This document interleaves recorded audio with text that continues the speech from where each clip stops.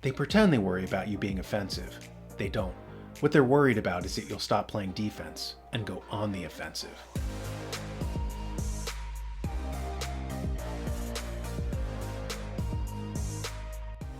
I was reading a book by a Canadian author from 1958 named William Guy Carr. In writing about 1919, he talked about the international power brokers founding Israel and said, Palestine occupied a central geographical position in their overall plans for world conquest. In addition to that, they knew that world-famous geologists had located vast deposits of mineral wealth in the area around the Dead Sea. They therefore decided to sponsor political Zionism to further their twofold purpose. That assertion jumped out at me, because it came hard on the heels of a similar claim by Susan Bradford that Indian reservations in America were actually founded by the Rockefeller Foundation when minerals were discovered in certain regions. If you go to Wikipedia and read about the Merriam Report, you'll see the quote, authorized by the Institute for Government Research on June 12, 1926 at the request of the Secretary of the Interior, the Merriam Commission was charged with investigating the affairs of Indians in the United States. To maintain unbiased standards for the survey, it was financed by the Rockefeller Foundation, not by any government agency or agent. So the report that led to the creation of Indian reservations was paid for, quote, not by any government agency or agent, but by the Rockefeller Foundation. Basically, when geologists discovered mineral deposits in a particular region, they cobbled together an excuse to seal off the area and gain a monopoly on those minerals by making a law-free zone under the pretext of creating a sovereign area for a particular Indian tribe. In many cases, these reservations didn't even correspond with the ancestral lands of these tribes. For instance, the Cherokees are originally from Georgia and South Carolina, but were carved out of territory in Oklahoma. This was common, with tribes from one area of the country being given reservations 1,000 miles away from where they were actually from. And these new reservations almost always coincided with the new discovery of minerals. This is similar to the methodology of the British Empire after gold and diamonds were discovered in South Africa. Once that happened, they started to transport Bantus from West Africa thousands of miles south into South Africa under the fake claim that South Africa was their ancestral land. Hint, it wasn't. In fact, the Bantus, who were from the Congo, killed the actual Aboriginal peoples, the Capoids. The Bantus were in fact a sock puppet to create a pretext for a land grab under a phony social justice claim. So the Dutch South Africans, the Boers, who had cultivated the land for centuries, were shunted out, and the global oligarchs came in to take over the mineral deposits. Something similar just happened in Bolivia.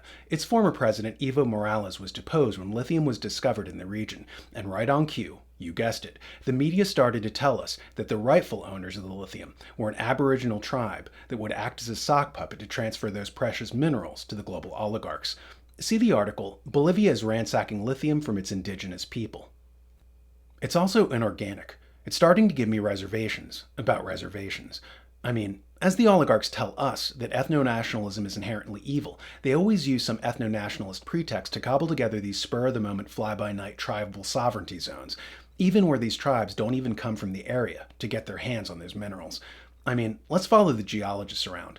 For the next big cobalt or copper mine found, are we going to see a slapdash ethno-nationalist movement grafted over top of it so that the monopolists can get a hold of these raw materials for pennies on the dollar by using some chieftain as a convenient puppet? Which leads us into our next story. Yes, the global microchip shortage is COVID's fault. No, it won't end anytime soon. In the article we read, the manufacturing world is facing one of its greatest challenges in years, a global shortage of semiconductors, and there doesn't appear to be an end in sight anytime soon. According to Acer, one of the world's largest laptop manufacturers, companies will still be affected by this shortage until at least the first half of 2022. Basically, the emerging new tech economy that everyone loves, from GoPro cameras to CCTV doorbells to cell phones, requires microchips. As COVID caused unemployment and people's ability to buy cars dwindled, the minerals used to make microchips were channeled away from cars to these other new tech devices.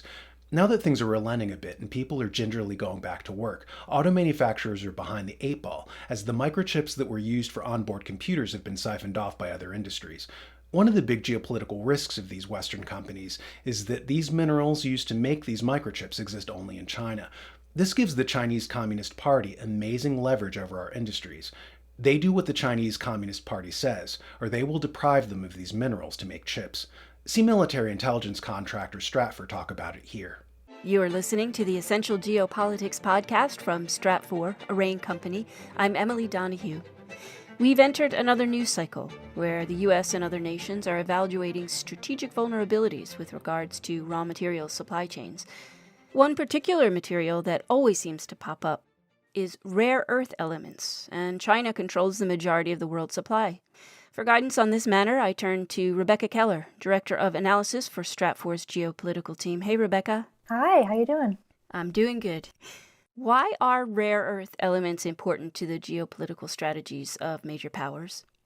Rare earth elements are vital to a number of different technologies. They are vital to specific defense-related technologies, and they are becoming more and more important as we enter and continue in the nascent energy transition.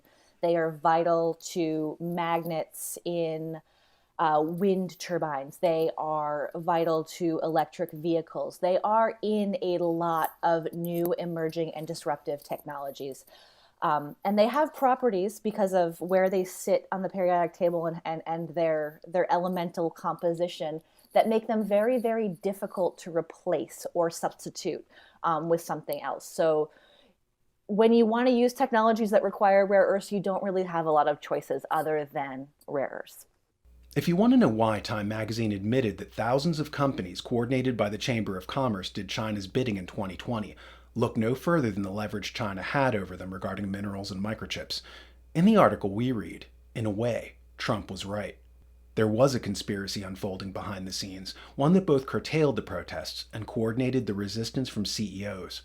Both surprises were the result of an informal alliance between left-wing activists and business titans. To understand why these so-called business titans turned on Trump, one has to understand China's leverage over them. China wanted the previous administration gone because they were renegotiating trade deals that benefited America at China's expense. They leaned heavily on corporate America to make sure that a populist government didn't succeed in this endeavor. In fact, that the populist government was removed altogether. Their ace in the hole? Those minerals.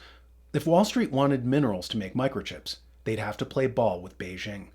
The thing is, as tech products requiring these microchips become more numerous, the noose tightens yet further, as this article indicates regarding the increased need for microchips in a so-called green economy. Reality check. Professor Penn's letter explaining natural resource drain created by net zero emission targets. It's about signatories to global warming agreements ditching traditional energy sources for new green energy sources. The problem?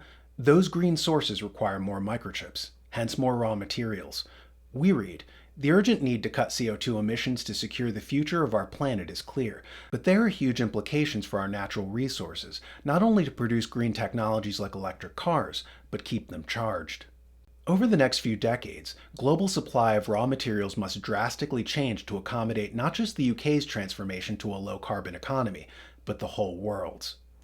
The more reliant we become on this tech, the more the race will be on for those raw materials, which is why China is now creating colonies in Africa and opening a new polar Silk Road to Antarctica to secure minerals there too. As countries vie for these finite materials, tensions escalate, and historically, when tensions escalate, political destabilization and wars aren't far off. People fear any political leader who has his finger on the red button. What political leaders fear is people having their finger on the red button, the subscribe button. Push it and see their narratives explode. Also consider donating to help keep these videos coming. And don't forget our website and newsletter, thenewamerican.com.